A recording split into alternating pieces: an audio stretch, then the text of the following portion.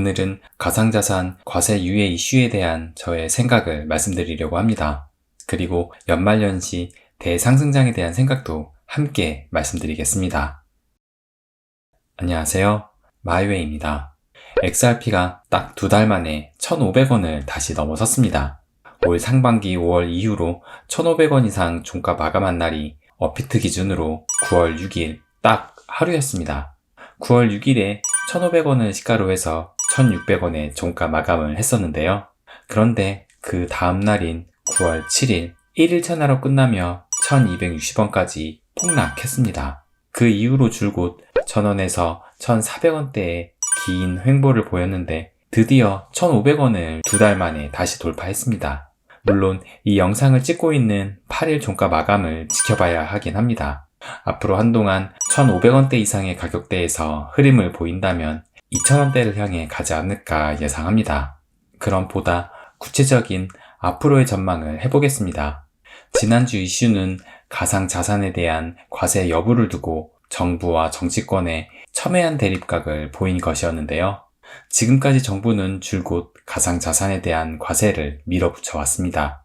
경제부총리 겸 기획재정부 장관인 홍남기 장관은 2주 전인 10월 20일 국정감사에서 내년 가상자산 과세는 문제없다고 말하기도 했었죠. 그런데 11월이 되면서 여야 모두 정치권에서 가상자산 과세 유예를 외치며 한 목소리를 내기 시작했습니다. 여야가 공통의 주제로 한 목소리가 나오기 힘든 것 여러분도 잘 아시죠? 여야가 모두 과세를 유예하자고 하는데 기획재정부만 홀로 과세를 외치며 점차 고립되는 모양새를 보이고 있습니다. 저는 과세 유예가 거의 확정적이라고 봅니다. 그 근거로 이 기사를 하나 보여드릴게요. 헤드라인이 가상자산 과세?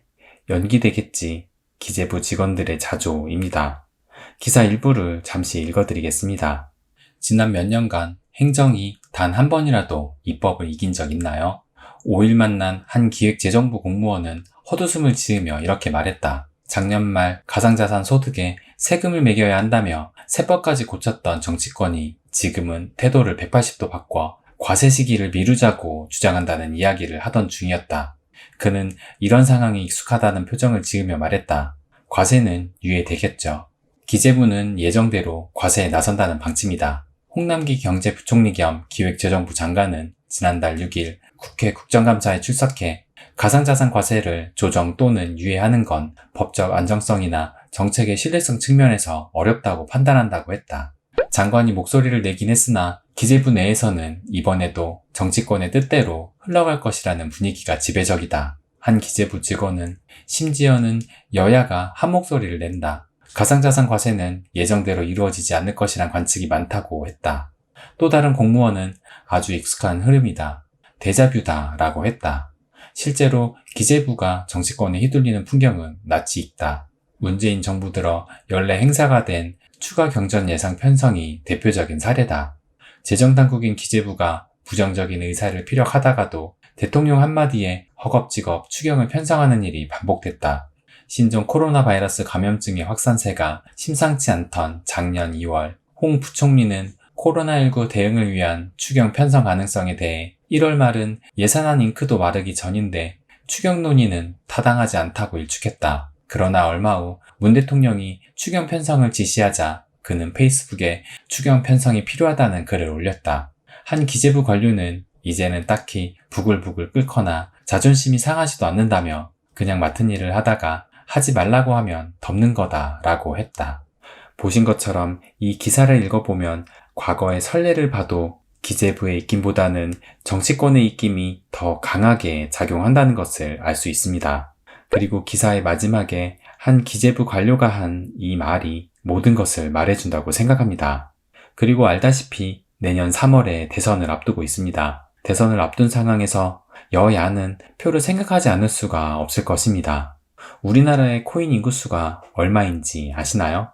우리나라에서 가장 규모가 큰 업비트 거래소의 회원수가 900만 명을 앞두고 있다는 기사가 나왔습니다. 그러나 통계자료에서 보는 우리나라의 코인 인구수는 대략 7에서 800만 명이라고 합니다. 이 숫자가 얼마나 많은 숫자일까요? 작년 총선의 유권자 수는 총 4,399만 명이었다고 합니다. 코인 인구수 7, 800만 명은 총 유권자의 16에서 18%를 차지합니다. 그리고 20대 유권자가 679만 명이고 30대 유권자가 699만 명, 40대 유권자가 835만 명이라고 하니 우리나라 암호화폐 이용자 7, 800만 명 대부분을 투표권을 가진 성인으로 간주하면 거의 한 세대의 유권자를 넘어서는 수치여서 결코 무시할 수 없는 투표층입니다. 일단 저부터가 여야를 떠나 과세유예의 미온적인 후보자라면 절대 표를 안 줄 것 같고요. 그러니 여야에서 한 목소리로 과세유예를 외치고 있는 상황이고 기재부의 고집은 조만간 꺾일 것으로 봅니다. 그런데 전 가상자산 과세유예 발표는 대형 호재는 아니어도 대상승장에 신호탄을 쏘는 정도는 될 것으로 생각합니다. 물론 몇몇 분들은 우리나라 시장이 그 정도의 큰 시장이 아니라고 생각하실 수 있습니다. 하지만 저는 우리나라 시장이면 충분히 전 세계 암호화폐 시장에 영향을 미칠 수 있고 가상자산 과세 유예는 대상승장에 기름을 붓는 정도는 될 것으로 예상합니다. 그 이유를 말씀드릴게요. 말씀드리기 앞서 지난 10월 말쯤 비트코인이 갑자기 급락했을 때 하락의 시작을 업비트의 신규 코인 상장 발표로 시작되었다고 말씀드렸는데요.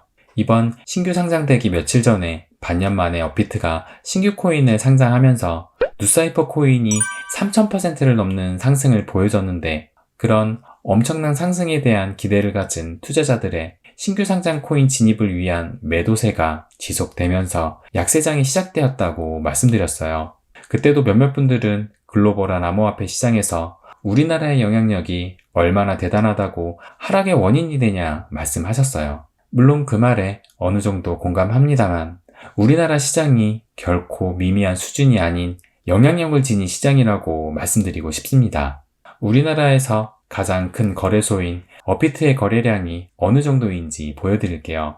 코인마켓캡의 24시간 거래량 기준으로 볼 때 업비트의 거래량은 전 세계 거래소 중 6위에 해당합니다. 또 코인게코의 24시간 거래량 기준으로는 업비트의 거래량이 전 세계 거래소 중 5위에 해당합니다. 즉 우리나라의 업비트 거래량은 전 세계 수백여 개의 거래소 중 손가락 안에 두는 수준입니다. 그러니 업비트에서 일시적으로 자금이 빠져나간다면 충분히 전체적인 시장에도 영향을 줄 수 있는 거래량을 보일 수 있는 것이죠. 또 하나의 자료를 보여드리겠습니다. 국가 통화별 비트코인 거래량을 보여주는 그래프입니다. 하루 동안의 비트코인 거래가 어느 국가의 통화로 가장 많이 거래되었는지를 보여주는 그래프입니다. 1위는 당연히 미 달러입니다. 하루 거래량 중 82% 정도가 미국 달러로 비트코인 거래가 이루어지고 있습니다. 2위는 유로로 비트코인 거래량 중 6.41%가 유로로 이루어지고 있습니다. 그리고 3위는 바로 한국의 원화입니다. 하루 동안 비트코인 거래량 중 4.77%가 한국의 원화로 거래가 되고 있습니다. 원화가 3위를 기록한 것은 엄청난 것이라고 생각합니다. 유로를 쓰는 국가는 유럽의 44개 국가라고 합니다. 물론 유로존의 국가 중에서도 자국이 아닌 바이낸스 같은 해외 거래소를 이용한다면 유로가 아닌 달러를 쓸 것입니다. 하지만 우리나라도 마찬가지입니다. 갈라코인과 같이 우리나라에 아직 상장을 안 한 코인을 매수하려면 우리나라도 해외 거래소를 이용합니다. 그러니 유로 영향권의 국민들이 유로보다 달러를 사용해서 왜곡이 있을 수 있다는 이야기도 어느 정도 상쇄된다는 것이죠. 다시 그래프를 보시면 유로를 쓰는 44개국의 나라와 우리나라를 비교해서 2% 차이도 채 나지 않습니다. 더구나 우리나라의 인구보다 2배가 많은 일본의 통화인 엔화가 4위로 엔화보다 우리나라 원화의 거래량이 더 많습니다. 5위는 영국의 파운드입니다. 이 자료는 비트코인의 거래량을 나타냅니다. 우리나라 거래소의 거래량에서 비트코인의 거래 비중보다 알트코인의 거래량이 훨씬 많습니다. 그러니까 알트코인의 거래량까지 순위를 산정한다면 원화의 순위는 더 앞설 수도 있다고 봅니다. 제가 말씀드리고 싶은 것은 우리나라의 암호화폐 거래량이 결코 미미하지 않다는 것입니다. 며칠 전 비트코인의 하락도 업비트의 신규 상장으로 인한 매도세가 하락의 주요 원인이다 라고 말씀드리는 것이 아니라 일시적인 시장에 충격을 줘서 그것을 시작으로 전반적인 약세 시장의 방아쇠는 당길 정도는 된다는 말씀을 드리는 것입니다. 그럼 다시 가상자산의 과세 문제를 생각해 보자고요. 여러분들은 암호화폐에 과세를 한다면 어떻게 하실 생각이셨나요? 불장이 시작되면 과세가 시작되는 내년 1월 1일 전까지 어느 정도 수익 실현해서 세금을 피하겠다고 생각하시지 않았나요? 물론 12월 30일 기준으로 취득가를 산정한다고 해도 말이죠. 저 역시 과세 문제가 큰 고민거리 중 하나였고 많은 분들도 그러셨을 것이라 생각됩니다. 특히 자산 규모가 큰 홀더일수록 세금에 민감해질 수밖에 없어요. 과세 대상이 된다는 것은 내 자금의 규모까지 정부에게 노출되는 것이기 때문에 자금 규모가 큰 고래일수록 가상자산의 과세가 확정되면 세금을 피하기 위해서 수익 실현하고 나올 수밖에 없습니다.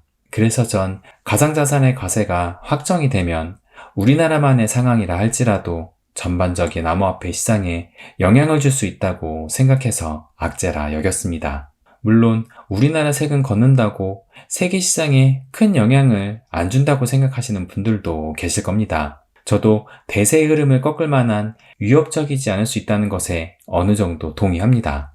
하지만 앞서 자료를 통해 말씀드린 것처럼 시장에 일시적인 충격을 줄 수 있을 만한 규모의 거래량을 보이는 곳이 국내 암호화폐 시장입니다. 그런데 만약 우리나라 정부가 가상자산의 과세를 유예하겠다고 공식 발표를 하면 어떻게 될까요? 저는 이것이야말로 호재 중의 호재라고 봅니다. 과세가 유예되면 신규 자금의 유입은 당연하기 때문입니다. 우리나라의 거래량 정도면 대세의 흐름을 꺾을 정도는 못 되더라도 불난집에 기름 쏟아부을 정도는 되지 않을까요? 지난 상반기 도지코인의 대상승장 때도 도지코인의 거래량이 우리나라 하루 주식 거래량보다 많은 거래량을 보여준 전례도 있습니다. 또한 암호화폐 거래는 주식보다 접근성 면에서도 뛰어납니다. 평생 주식 거래 안 해본 저희 아버지도 암호화폐 거래는 혼자서 뚝딱 하십니다. 우리나라 주식 투자 인구수는 900만 명, 암호화폐 인구수는 7에서 800만 명. 저는 머지않아서 암호화폐 인구수가 주식 투자 인구수를 넘어설 것으로 봅니다. 신규 자금의 유입은 암호화폐 시장의 볼륨을 증가시키고 그 얘긴 지금의 비트코인 가격, 이더리움 가격, 리플의 가격을 그리워할 날도 올 것이라 생각합니다. 불과 1년 전 리플의 가격인 280원대를 지금 많은 분들이 그리워하고 있는 것처럼요. 오늘은 여기까지입니다. 개인적으로 가상자산 과세는 유예될 것이라고 봅니다. 그리고 최근 한 정치인이 본인은 불쏘시개 역할을 했다고 말해 화제가 됐는데요. 가상자산 과세 유예 발표야말로 미친 대상승장에 불쏘시개 역할을 하지 않을까 생각합니다. 많은 분들이 제 영상을 기다려주시고 주변 분들께 추천도 해주시고 반복 시청까지 해주신다는 댓글을 보고 저야말로 큰 힘을 얻고 있습니다. 보다 자주 영상을 업로드할 수 있도록 많은 고민 중에 있으니 조금만 더 기다려주세요. 함께 부자가 될 수 있도록 노력하겠습니다. 오늘 제 이야기에 공감하셨다면 구독과 좋아요 부탁드립니다. 앞으로도 부자에 관한, 암호화폐에 관한 저의 생각과 이야기 들려드리겠습니다. 부자가 되는 길, My Way.